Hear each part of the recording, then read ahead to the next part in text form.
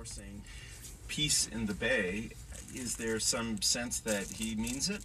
You know, he's definitely saying the right things, and he is also devoting a great deal of manpower to this issue. However, his critics say that that manpower is largely for show. That in general, these hours are logged by officers who do a drive-by past the bay, look down from high above where the bluff is, but they have not done the type of intense police work that typically is needed to root out this type of behavior. There haven't been undercover stings. The officers don't actually go down to the shore and make patrols.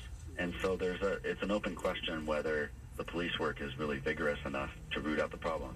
And one of the interesting twists of this issue is that one of the plaintiffs, one of the surfers who says that he has been kept out, is a police officer himself with the El Segundo police force. And few people have been more critical of the police work in Palos Verdes estates than this plaintiff named Corey Spencer. And of course he knows something about police work.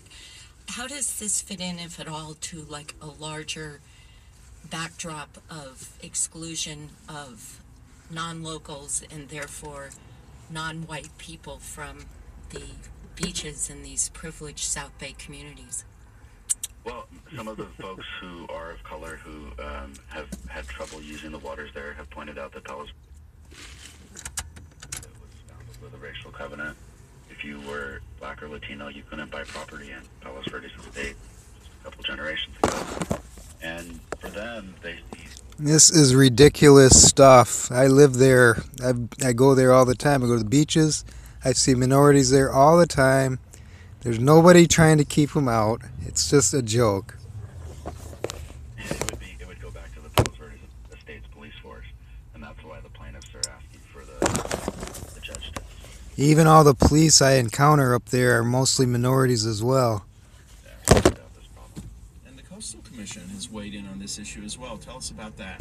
Yeah, so these Bay Boys are so entrenched down there that they have built a stone fort over the years.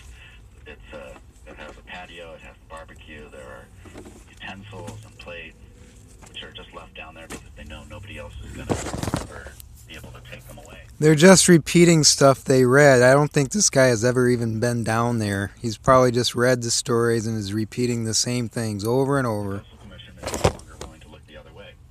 They say that this thing either needs to go through the permitting process or be torn down.